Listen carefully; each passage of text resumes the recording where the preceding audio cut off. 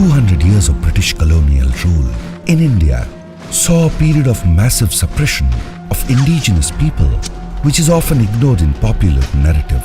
The intense rebellion among the country's indigenous groups was suppressed using force. The epicenter of one such rebellion was in Telangana.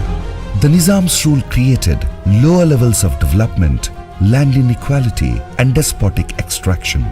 In 1857, alongside the First War of Independence, in Telangana, the Nizam rule saw a similar uprising under the leadership of Marsukola Ramji Gol. He revolted against the combined forces of Nizam and their ally British resident in the state of Hyderabad.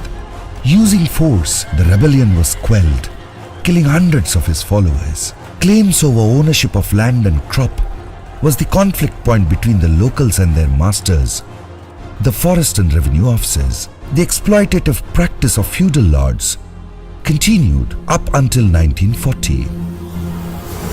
The rebellion was mostly centered around the area of Babejheri Jodeghat of Komaram Bheem Asifabad district.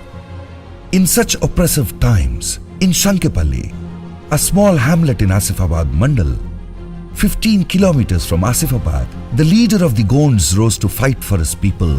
His name was Komaram Bheem.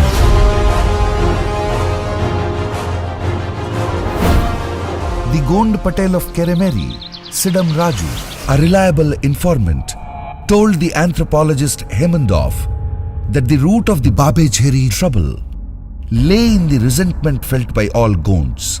Just about anyone could get patta land, but not a Gond. Land is a fundamental asset for sustainable economic development for the indigenous communities, and that's been snatched away.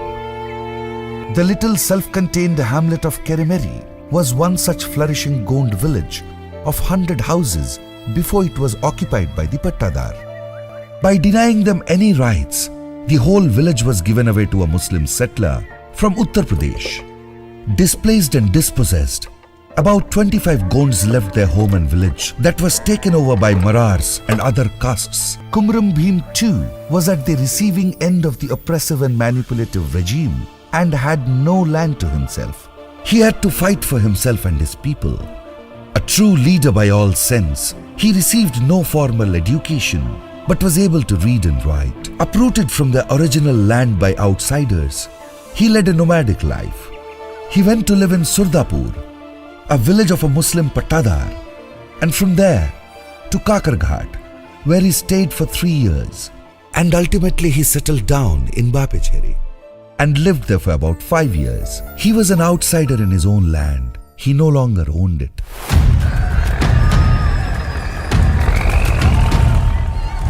Babejheri saw the worst kind of violence and humiliation of the Gonds.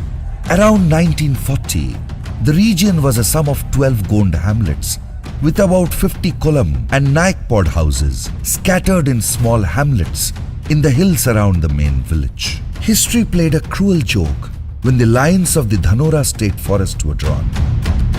Babejheri, like many villages, was not established as an enclave, and the inhabitants who had no pattas were asked to evacuate the village. There was a proviso by the authorities. If the villagers refused to leave the place by a fixed date, their houses would be burned down by the forest guards. The fear of state police forced many columns and naikpods to disperse, and they settled in Rajura Taluk, while the Gonds and 9 households of columns got permission to settle in Jodeghat. Scarred for life, the villagers were just about rebuilding their lives when a new oppressor rears his head in another avatar. The chowkidar of the place saw an opportunity and started to demand money. Few obliged and gave the money initially, but greed is a bottomless pit. He kept demanding more money from the tribals. The false hope he gave was, if they would give more money, he could allocate land and permissions.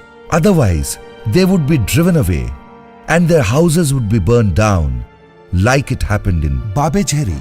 To resist fear, someone had to show courage. Komaram Bheem and 4 other Gonds decided to put an end to the oppression, went to Hyderabad and brought permission to cultivate 57 acres at Jodeghat.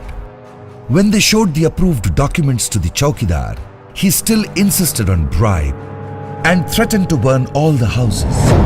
The triggering event was the first spark of a conflict between Bheem and the Chowkidar. Later, he tried to meet the Nizam directly to complain about the Chowkidar and Talukdars, but his efforts went in vain, which led to the revolt against the Nizam's government.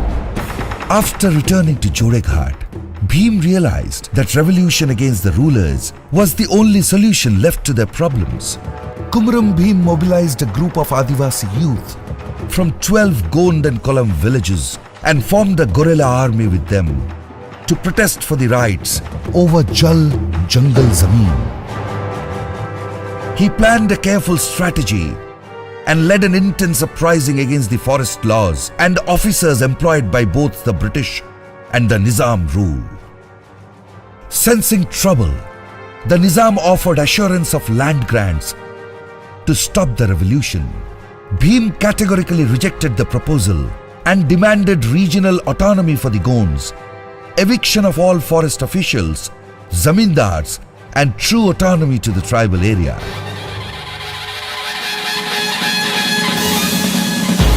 The matter reached a deadlock and the Nizam restored to use of force. Violent confrontation from both sides were reaching nowhere.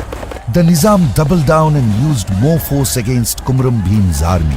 To nab Komaram, the Nizam had to think of another strategy. Playing political games and chicanery of the worst sort, they bribed Kurdu Patel, a Gond who became an informant to the Nizam government. They got to know the whereabouts of Bheem and his army. On that fateful day, Bheem was camping at Jodeghat with a handful of his warriors after a puja offered to their goddess Avval Pen. Unaware, they were rounded by the Nizam's force. With no time to respond, most of the rebels managed to get hold of axes, sickles, and bamboo sticks. At the same time, Asifabad Talukdar, Abdul Sattar, tried to get Bheem to surrender through emissaries. After a refusal for the third time by Bheem to submit himself to the police party advanced into the hill where he and his followers were hiding. Sattar ordered to open fire, killing Bheem and 11 Gonds on the spot and wounding many of his followers.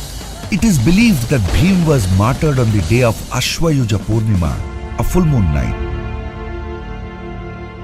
But the report of Director General of Police, dated 14/9/1940, indicated the day to be 10/9/1940. Bheem's death had repercussions in the Nizam state, and sensing the need, the Nizam immediately commissioned the world-famous anthropologist, Professor Hemendorf, to study the condition of the Gonds and their associate tribes.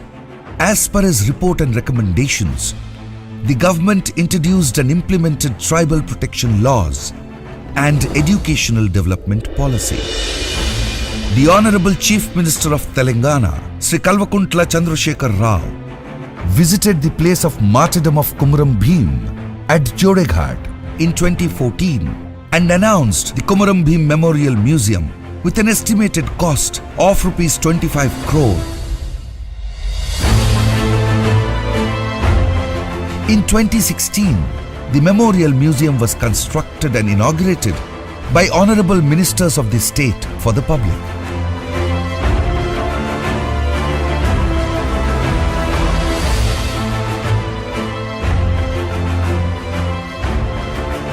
Ever since, the government of Telangana has been celebrating Komaram Bheem Vardhanti in a befitting manner at the place of his martyrdom Jodeghat and have named a district after him as Komaram Bheem, Asifabad district. Nanda Komaram Bheemu Nortang Marina, now Porol Kumra Sonerao, Nendu Komaram Bheemu Batal Sati Teke, Jal, Jangal, Jabin, Ani, Nendu, Mava Nate, Mava Raj, Makwayana, Injere, Nan Vestere, Samdir Kramna.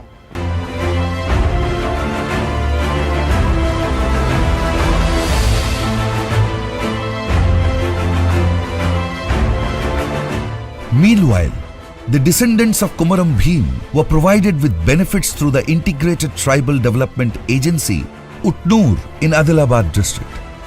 Komaram Bheem's grandson, Sri Komaram Sonerao, was provided with 5 acres of land. His great-granddaughter, Komaram Varalakshmi, was posted as a junior assistant in ITDA Utnoor. His great-grandson Komaram Madhavrao was posted as secondary grade teacher at the Tribal Welfare Primary School. Komaram Bheem's granddaughters, Srimati Kumra Sombai, Srimati Kumra Kasubhai and Srimati Ada Jangubai were taken as workers on outsourcing basis at Ashram School, Jodeghat, Komaram Bheem, Asifabad district. You could kill a dreamer, but not a dream. Komaram Bheem was a leader who asked the landless